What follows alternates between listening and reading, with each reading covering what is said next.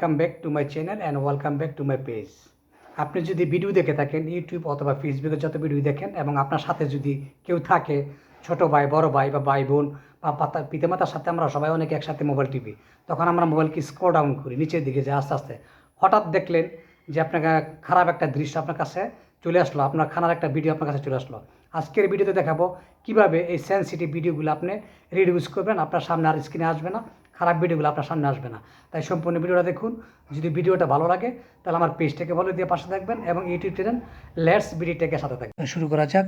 আমরা প্রায় ফেসবুক ব্যবহার করি এবং ভিডিও দেখি, আমাদের সাথে ভাই বোন অনেকে থাকে। যখন আমরা ভিডিও দেখার সময় স্ক্রল ডাউন করি, একের পর একটা আসে, একের পর একটা রিলস আসে, কিন্তু হঠাৎ সামনে পড়ে যায় খারাপ কোনো ভিডিও আছে, তখন সবাই উভয়ই লজ্জা বোধ করি। কিন্তু আজকের পর থেকে আপনি আর খারাপ ভিডিও আসবে না আপনাকে সেটিং দেখানোর জন্য আজকের আমার এই ভিডিও।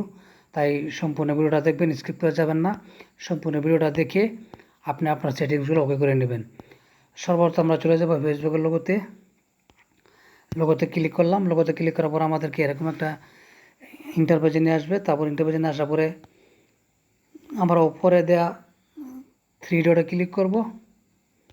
আর থ্রি ডটে দেওয়ার পরে তারপর আমাদেরকে এরকম একটা ইন্টারপেজে নিয়ে আসবে। তারপর আমরা নিচে স্ক্রল ডাউন করব। স্ক্রল ডাউন করার পরে আমরা সেটিংসে চলে যাব। সেটিংস অ্যান্ড প্রাইভেসিতে ক্লিক করব। সেটিংস অ্যান্ড প্রাইভেসি ক্লিক করার পরে তারপর এখানে আপনি এরকম একটা ইন্টারফেস আমাকে শো করবে। তারপর আমরা চলে যাব সেটিংস নামে অপশনটায়। তো সেটিংসে আমরা ক্লিক করব। সেটিংসে ক্লিক করার পর আমাদেরকে আবার এরকম নতুন একটা ইন্টারফেসে নিয়ে আসবে। তো আমরা স্ক্রল ডাউন করে এখানে দেখতে পাচ্ছেন নিউজ ফিডে আমরা ক্লিক করব। নিউজ ফিডে ক্লিক করার পরে আপনারা দেখতে পাচ্ছেন favourites, snows, unfollow, reconnecting, reduce.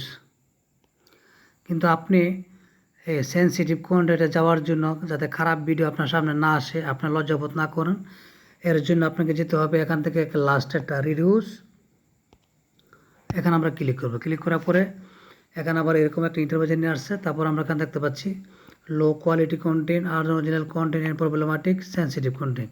তো এখান থেকে আমরা সেন্সিটিভ কন্টেন্টে ক্লিক করব। সেন্সিটিভ কন্টেন্ট ক্লিক করার পর আমাদেরকে এরকম একটা ইন্টারভেশন নিয়ে আসছে এবং আমরা এখানে দেখতে পাচ্ছি রিডিউস ডিফল্ট অ্যান্ড রিডিউস মোর। তো এখান থেকে আমরা রিডিউস মোর এখানে ক্লিক করব।